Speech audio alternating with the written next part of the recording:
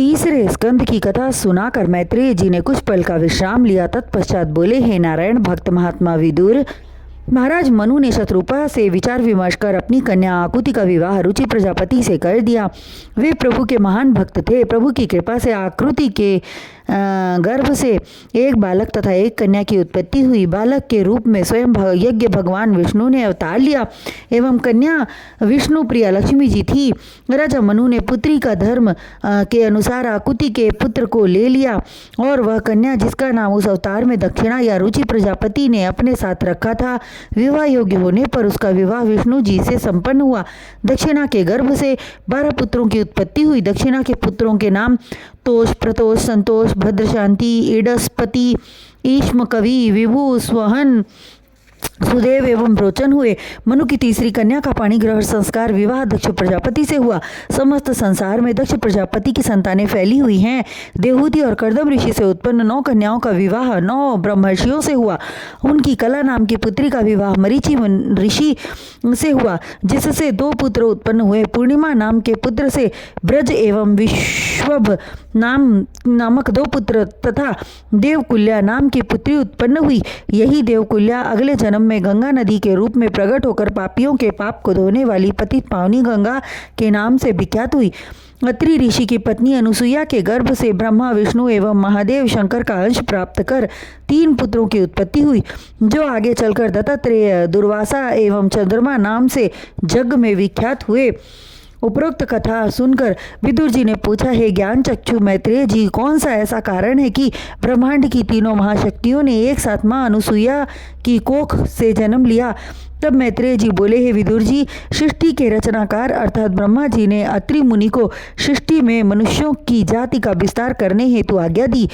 आज्ञा पाने के उपरांत ऋषि ने विचार किया, सर्वप्रथम प्रभु का तप करना चाहिए।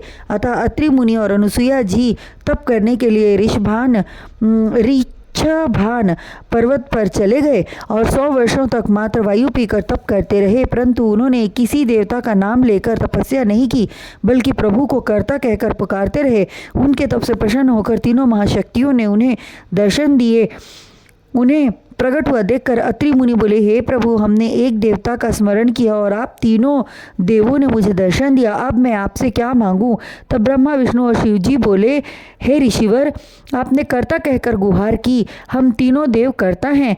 एक का काम सृष्टि की उत्पत्ति करना, दूसरे का पालन करना और तीसरे का काम नाश करना, अर्थात एक सृष्टि करता, दूसरा पालन करता और तीसरा विनाश करता। आपने कर्ता का भजन किया, तप किया। आपके तप के प्रभाव से हम तीनों उपस्थित हुए हैं। उनके वचनों को सुनकर अत्रि मुनि ने उन्हें दंडवत प्रणाम किया और पुनः बोले, हे प्रभु, आप तीनों में से मैंने जिस देवता का चिंतन किया था, आप में से वह कौन है? ऋषि के वचन सुनकर तीनों देव बोले, हे सत्य संकल्प ऋषिवर, तुम्हारे संकल्प की पूर्ति हेतु हम तीनों पधारे हैं और अपना अंश प्रदान करके तुम्हारे संकल्प की पूर्ति करेंगे। यह कहकर तीनों देवता ने अपने दाएं हाथ को आशीर्वाद की मुद्रा में उठाया। वहां से एक ज्योति निकलकर अत्रि मुनि के शरीर में समा गई। तत्पश्चात वे तीनों देव अंतर्ध्यान हो गए और फिर कुछ समय पश्चात ऋषि पत्नी अनुसुईया के गर्भ से तीनों देवों का अंश उत्पन्न हुआ। शिव जी के अंश से दुर्वासा, विष्णु जी के अंश से दत्तात्रेय तथा ब्रह्मा जी के अंश से चंद्रमा की उत्पत्ति हुई। यह कहकर विदु जी को प्रभु की कथा का रसपान करा रहे मैत्रेय जी बोले, अब मैं आपको त्रिलोक विजेता महाज्ञानी रावण की उत्पत्ति की कथा सुनाने जा रहा हूँ, अतः ध्यान लगाकर सुनो। महर्षि अंगिरा श्री हरि नारायण के परम भक्त थे। उनकी पत्नी श्रद्धा के गर्भ से 2 पुत्र तथा 4 कन्याओं की उत्पत्ति हुई।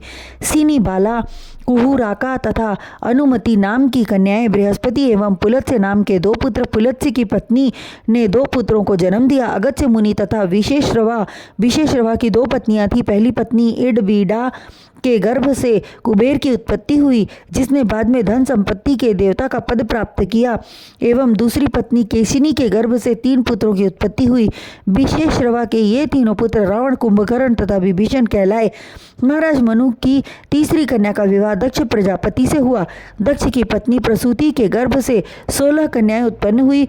उन्होंने ब्रह्मा जी की आज्ञा से अपनी 13 कन्याओं का विवाह धर्म से कर दिया और 14वीं कन्या अग्निदेव, 15वीं पितृगण को तथा 16वीं कन्या सती को भगवान शंकर से ब्याह दी। धर्म की 13 पत्नियां पुष्टि, क्रिया, बुद्धि, उन्नति, मेधा, श्रद्धा, मैत्री, दया, शांति, तुष्टि, तितिक्षा, द्वि एवं मूर्ति थी। धर्म की पत्नियों के गर्भ से एक एक बालक उत्पन्न हुए। 13वीं पत्नी मूर्ति के गर्भ से स्वयं नारायण ने नर रूप में अवतार लिया।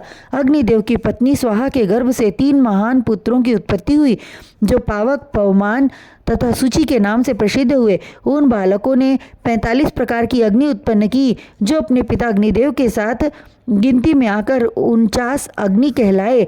दक्ष प्रजापति की कन्या सुधा के गर्भ से धारिणी तथा वयुना नाम की 2 कन्याएं उत्पन्न हुई, किंतु भगवान शंकर की पत्नी सती के गर्भ से कोई पुत्र उत्पन्न न हुआ।